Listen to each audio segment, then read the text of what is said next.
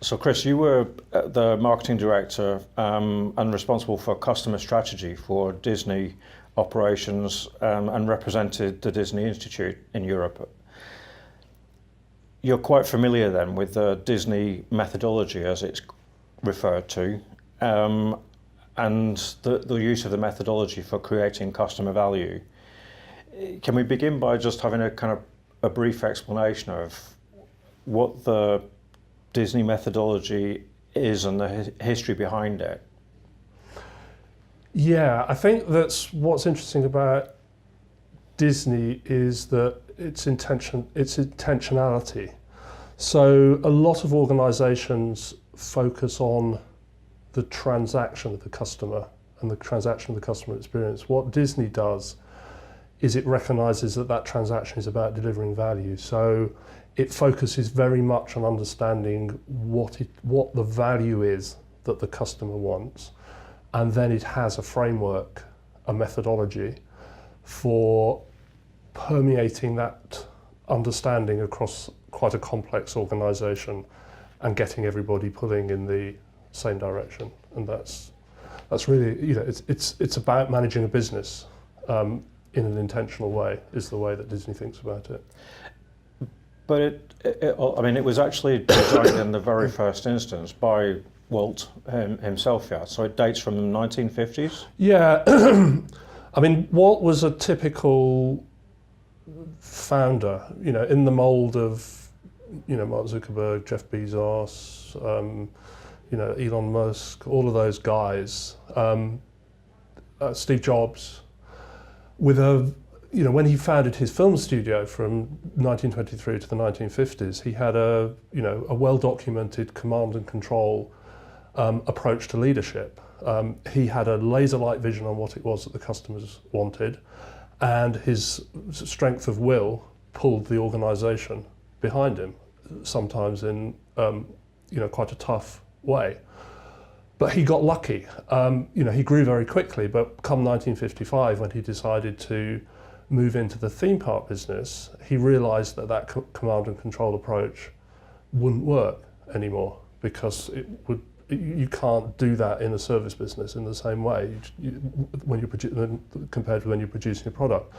So he put in place, and he wanted to preserve his legacy. So rather than continuing to try with this command and control approach, he put in place a methodology. And he wouldn't have realised that 10 years later, he obviously clearly that he would have died, because he died in 1965, so this all took place in 1955. But it's a methodology that is right at the heart of the business, and that if he was alive today, he would recognise. And it allows, because it's intentional, it is just a way of running a business. But it has achieved significant success, clearly. So many people would be familiar with the Ray Kroc story and McDonald's, and the idea that you can design an operation and a system.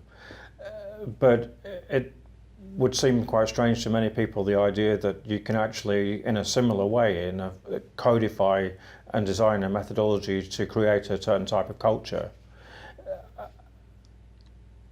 Yeah, I think there are lots of I have no doubt that there are lots of organisations that do this, both, you know, some do it very intentionally. I think UPS, from what I hear, has got a pretty intentional way of doing it.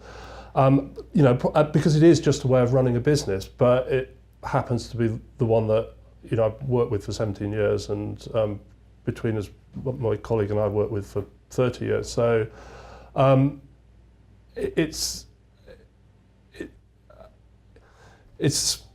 mean, there's a familiarity, and I'm sure there are lots of other people that do it very well, but it is, because it's intentional and because it has this framework at the heart of it,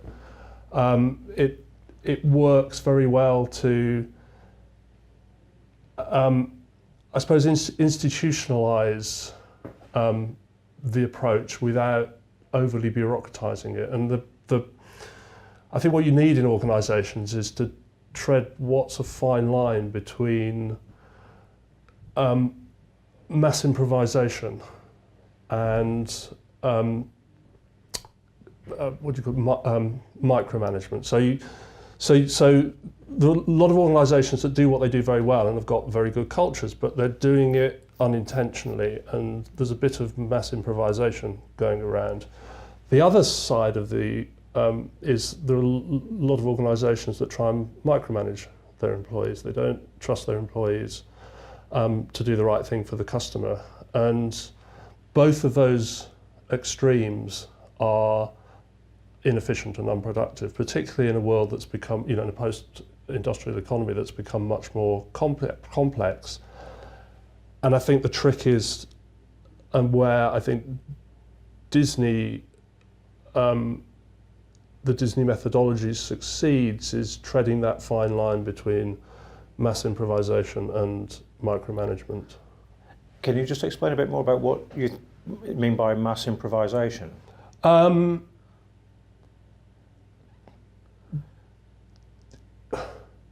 What I mean is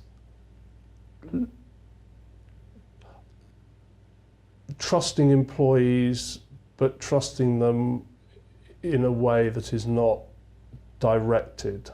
So it's a bit like, I suppose, if you had a sports team.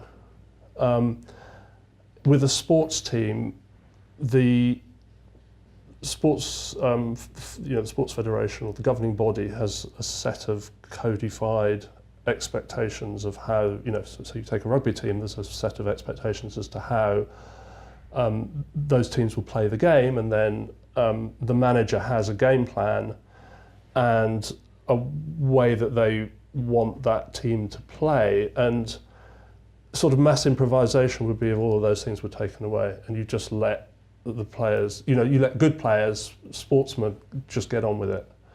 The alternative would be is if you try and micromanage what those guys are doing on the pitch. But it works in the best sports teams because you've got this balance between a sort of institutionalized and codified set of behaviors that are specific to that sport and then to that team. And that allows the spontaneity and flexibility of people who know what they're doing to do the right thing actually on the pitch. And that's facilitated because the culture is designed, it's intentional, and people are inducted into and understand their culture. Yes. So that gives both the employee a level of understanding about what to do in different situations, but it also gives the management team confidence to let the employees do the right thing because they know the employees know what the right thing to do is. Yes, and it's specific to that. It's the right thing specific to the value that that customer is seeking from that organisation. So in the sports analogy, a rugby audience wants a game of rugby. They're also, they're supporting Saracens. They want a game that is consistent with the Saracens brand, and rugby and Saracens provide a codified framework that allows those players to spontaneously and flexibly deliver that in the moment on the field of play. And it's that, it's sort of that approach, it's that sort of analogy to, so mass improvisation would be, they just do what they want, and it's not within the consistent with that brand, nor is it consistent with the game they're trying to play. But you don't want to micromanage. That's the. Is it another way of actually describing what others call autonomy within bounds? Yeah, it's freedom within a framework. Is the other way of. Yeah, there are lots of. There are lots of ways of describing it. But it seems to me that you're suggesting that it comes directly from the purpose of the organisation and being very explicit what the purpose is, to the extent that the customer value is actually described almost within the words of a purpose. Yeah, I mean, I think that one thing I would do is sort of distinguish, I suppose, between culture, which is the way we do things around here, which is very important, but I would see as an internal construct. And a lot of organisations talk about that. And what I would refer to as sort of customer culture, if you like, or customer value culture or customer-centric culture, which is the piece about how do you connect everybody in the organisation with what value it is that the customers are expecting. And so a lot of organisations, I think, focus on the sort of culture in a sort of how we do things around here type of way. But for me, the starting point is this customer connection piece, from which you can then adjust the internal how we do things around here piece. And yes, it you know, in the way we think about it, it does start with a purpose. Yeah, it's not purpose in a corporate social responsibility. Yeah. It's purpose in terms of what is it that the customer expects. Yeah. I mean, a number of organisations in the last few decades have been focused much more on delivering value to shareholders rather than customers. Do you think that's where many of them have gone wrong in terms of the culture of the organisation isn't focused on the customer? And you know, it was Peter Drucker said the only purpose of an organisation is to create value for a customer, not a shareholder. So if you're focusing on creating value for shareholders, the culture is actually going to be corrupted. Yeah, I mean, I think that what's happened, sort of typifying it at a high level, I think the world has become more complicated, both for customers and for organisations in a post-industrial economy. So from the customer point of view, there's a lot more information, there are many more transactions, there's a lot more self-service than there was. And from the organisational point of view, they've had to become more specialist from a functional point of view in order to interact with the customer in this new world. And that has caused them to be more siloed and fragmented. So I think that has caused organisations to lose sight of their customers and to lose sight of their to lose sight of their employees. And there is that probably with the recession has sort of, because they're struggling with those pieces, it has diverted attention more onto sort of extracting value from customers. And yes, sitting in the background there is the delivering value to shareholders. So I think there's a lot of, I mean, you understand a lot better than I do, and there are a lot of moving parts and it's very complicated. But I think at the heart of it is this increase in complexity that exists in a post-industrial economy, and that organisations are struggling to adapt to that, both from the customer perspective but from the internal perspective as well. And I think that what they're doing is they're focusing on the transactional and the short term and the tactical, and that's causing them even more to lose sight of customers and employees, and they're just getting caught in this swirl of tactics and short-term transactional experiences, and that they sort of need help getting out of that, I think. So customer experience seems to be a focus of many organisations these days. But are they talking really about a transactional experience or a real experience? And is customer experience only a part of customer value? Customer experience, I think, is the tangible. It's those interactions, or that accumulation of interactions that people experience when they transact with organisations and through which you get this exchange of value. So as a customer, you've got a job that you want to, or a task that you want to achieve. You interact with an organisation to achieve that goal, and you exchange money on the part of the customer and value on the part of the organisation. And the experience is the sum total of whether those interactions are positive or not.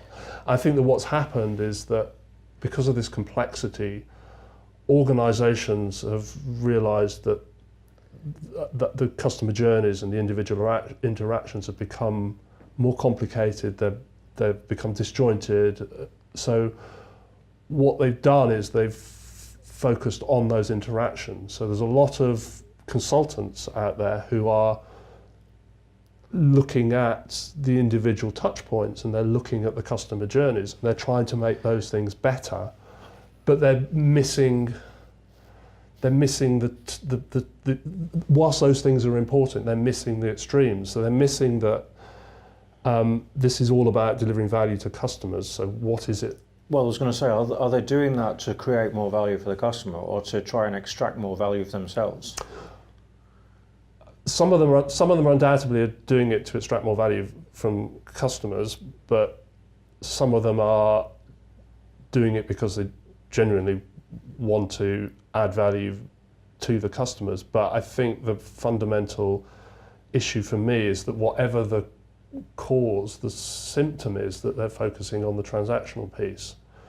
But if they're just polishing up the transactional piece, then, and the world is moving very fast, then they're probably just going to be polishing up the status quo rather than fundamentally addressing customer needs. And if they don't get the whole organisation pulling in the same direction, then it's going to be a one-off event. You're going to get the consultant in to do the right thing and polish up the interactions and smooth out the status quo, but you're not going to get that continuous improvement that you need by having the whole organisation pulling in the right direction. So if we look at a particular sector, for example, like banking, we can see that there are some players in that sector that are looking at customer experience for the right reasons, and others that are looking at it from the wrong reasons. Yeah, and I think that banking is interesting because banking it would be an example of a sector where quite a lot of the big players have become overwhelmed with compliance. So they've moved from what you might describe as mass improvisation, or at least from my experience, having worked in the banking sector, is that they tend to they have a pendulum which swings between, oh, we need to trust our employees and let them do the right thing for the customer. And that tends to sort of move the pendulum towards sort of a free-for-all. And then that causes some problems. So the pendulum swings in the other direction, and compliance takes control, and they get a process of micromanagement. But yes, I think that banks and banks are interesting also because they see the competitive pressures, they have tended to, at least the big banks have there's been this sort of, we need to cut costs dynamic going on. So some of the strategy, it would seem to me, has been driven by cost cutting. So taking retail out. So rather than understanding customer needs and reinventing how they interact with the customers, they've assumed that the customer just wants a remote service, and therefore that leads them to cut the retail, which has allowed other entrants like Metro Bank to come in and do the retail to a different segment in a different way and add value. So again, I think that's an example of strategy being driven by a different agenda than a customer agenda, and probably for a lot heading in the wrong direction as a result. So you think it's a lack of understanding of where the value is and who you should be creating value for? Yeah, and I think that Apple is a well-worn but interesting example of that. I mean, you look at the computer sector. I mean, you know, you look at the computer sector 15, 20 years ago, and you would say that this is a commodity. And you know, what happened in that sector was that, you know, people like Dell did a pure online play, not selling through retail at all. And you know, the sort of mood was, I suppose, that retail would die and this would be a price-driven commodity sector. But then, you know, what happens is Apple have a resurgence and shed loads of money on a very elaborate and very palpably very expensive retail network, because they recognise that actually their customers derive value and from being able to go into a retail network, both during the shopping process and the post-purchase process. So, you know, and as a result, they've, by understanding what value it is that their customers want, they've effectively decommoditized their part of the sector, and people are prepared to spend a big premium for that. But I think that others don't seem to understand that in the same way. So performance, efficiency, and all of those things that are about managing costs is important, but not sufficient. And where most of the values and competitive advantage and differentiation comes from is increasingly from the service. So it makes understanding customer value all the more important. Yeah, it makes understanding customer value all the more important because it's not, as things have become more service-based in a post-industrial economy, delivering that service across a complex organisation requires a very clear understanding of what it is fundamentally that the customer wants, but it also crucially depends on the people pulling together to deliver that in a coherent and consistent fashion. Now, it's hard to achieve, and it doesn't happen all the time, and there will be service failures, but it's about, you've got a sort of delivery curve, if you like, and it's about how do you push that curve to the right. So how do you reduce the frequency of not doing it properly or not doing it exceptionally, and increase the probability of you doing it well in a more complex environment, I think. And in order to achieve that, you need to be much, you know, that business needs to be run much more intentionally than it may have in a more simple world. Do you think part of the issue is that there's been the analogy of the businesses being operating like a machine in a mechanistic system, but the people that really get service delivery are the ones that understand that it's really a social system, it's people creating value for people. Exactly, and I think that because people don't necessarily seem to get that, and they think that the next thing coming over the horizon is that the world is going to be run by machines. They think that there's even more reason to remove people out of the equation. But I would say two things. One is that those machines are set up, if you like, by people, and they're serving people, and therefore there's even more need to get the people element right, because in a world of AI where you don't have as much insight into what the machine is doing, if it's not set up properly, then you're potentially creating problems for yourself. And I think the other thing is that I would say is that fundamentally people make the mistake of thinking that people change at the same time that as fast as technology changes. But I think that you know, you look back at English literature or 200, 300 years and you can see that people's needs really don't change. Fundamentally, deep-seated needs don't change. And one of the things that people assume changes but doesn't change is the need for human interaction. And the ability of, I suppose, an emotional connection to be converted into commercial benefit, and the people that, and it's people that are very good at creating those emotional connections. So actually putting people into the equation is a very good way of creating an emotional connection, and that can translate itself into commercial advantage from a business point of view.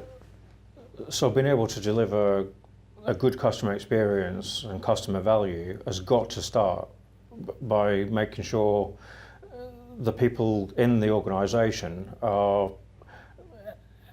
well, have the right values, the right attitudes and the right understanding in order to be able to deliver that value to the customer. Yeah, I think it's about how in complex organisations do you create an environment where everybody in the organisation has an instinctive perspective on what it is that the customer values, and then how, as a sort of next stage, how do you encourage that the people in that organisation to be behaving in a way that is consistent with that organisation. But it's not really... And it's a sort of, they're two separate... One is the connection between the organisation and its customers, and that's become increasingly important as organisations have become more complex. But then the other piece is, how do you create an environment which is conducive to delivering that in a way that the organisation wants to do things around here. You talk about inducting people into the culture of the organisation and so on. Unfortunate word, inducting, because it sounds too close to indoctrination, but actually it's, from what I've read, you're suggesting really that people, the culture is what allows people the freedom to be themselves within the boundaries. But you suggest that if everything was too controlled and behaviour was too pre-programmed, if you like, that would be demotivating, demoralising, and that wouldn't work either. Yeah, I mean, I think it is, again, it's a fine line between indoctrination and flexibility, and it's a tough one. And people, it's very definite with Disney that people either spent a very short amount of time there or they spent a long time there, not much in between, because people either liked the culture or they didn't like the culture. And there were people who came from very, I know several people who came from P&G, Unilever, and they didn't like the culture. They left after about 6 months or 2 years. So, and you could maybe call that indoctrination, or you can call it just a recognition that, like it or not, wherever you are, whether it's in a family, within an organisation, within a friendship group, a culture will exist. So rather than, again, just letting it be a free-for-all or just build up organically, is that you might as well be intentional about it and build it in a way, because at the end of the day it's a commercial entity. You might as well build it in a way that is productive both for the people and for the customer. So it's that fine line between, you don't want to micromanage it, but on the other hand, you don't want to just have a free-for-all, because if you have a free-for-all, because you're going to get a culture anyway. Does that suggest that the phrase hire for character and train for skills is the right approach?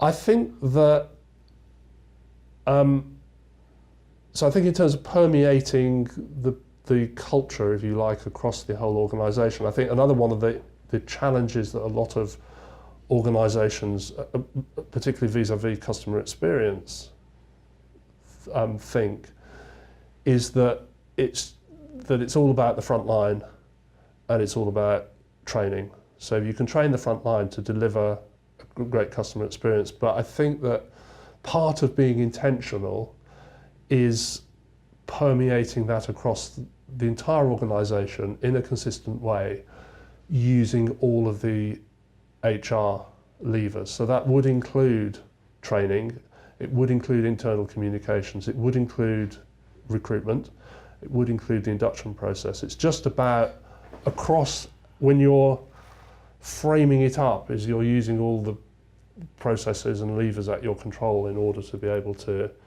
but in it's tough because it is a balancing act between these two extremes. You really, it sounds like indoctrination and it can sound like micromanagement, but it's getting the right balance. It's not. It's getting the right balance. Yeah, it's just a recognition that you need to be intentional in order to move in the right direction. It's about having a strategy.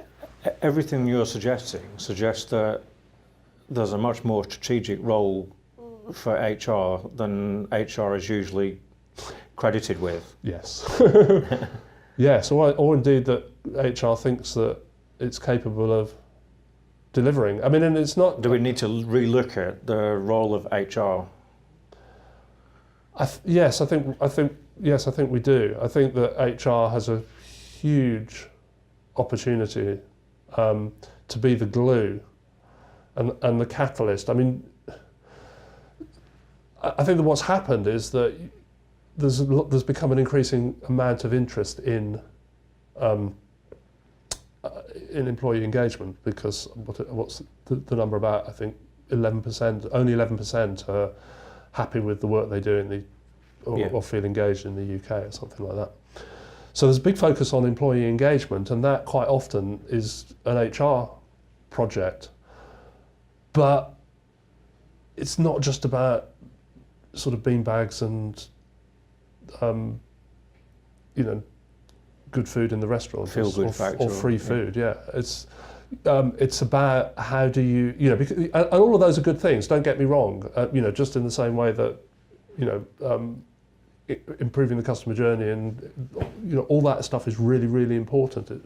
All those soft things are really important, and they will improve productivity and probably make people happier. But from a commercial point of view, if you can engage your employees in delivering value for their customers, then you get a virtuous circle, because people like doing the right thing for customers. If the organisation, the team's doing well and the organisation's doing well, then they feel good about that because that probably gives them bragging rights in the pub and stuff like that. And HR's got a big role in that, I think. So final question then. They talk about marketing being guardians of the brand. Should HR be guardians of the culture? I would say, I think what you want is ultimately you want to create an organisation where everybody is the guardian of the culture, because it's systemic. I think that all of these people are functionally sort of catalysts of the culture. But somebody presumably needs to lead it. Well, I think it can become. I mean, I think ultimately everybody owns it. I mean, that certainly from my experience at Disney was that it needs to be understood and led by the board. Then maybe. Well, I think it needs to be kicked off by the board. So I think it needs. It's how do you kickstart machine, and that has to come from the board. But once you and then HR strategically is the catalyst of that, but ultimately what you want is for everybody to own that and be and to sustain it. I mean, it's we're just linking this to leadership. We're talking about new order leadership. So an understanding of and a focus on customer value and customer experience in a much more service-focused economy requires a different kind of level of consciousness amongst leaders about what customers value and how to deliver it. Yes, I mean, I think, yeah, absolutely, and how to deliver it through complex organisations. And how to embed it. How to embed it, so how to understand what it is that customers value. How do you embed it in the organisation, and how do you trust people? And I don't think it's about empowerment. I think it's about how do you trust people on a day-to-day basis to understand and be motivated to deliver that customer value. And I think it is the sports analogy is because it is what the best sports teams do. They focus on what is their role in the whole team in delivering that value, which is expressed ultimately in results, but the results are not the focus. It's the team effort to work together in order to deliver something which is consistent with the rules and regulations that have been set by the Sports Association and the game day strategy that's been set by the manager. So culture is how we do things around here, and that requires a game plan. Culture, yeah. So culture is how we as a team do things around here. The game plan is how do we connect that team with the game that we as an organisation, or the value that we are delivering to our customers. And they're sort of slightly separate things, but they're both critical. Excellent. Okay, thanks very much.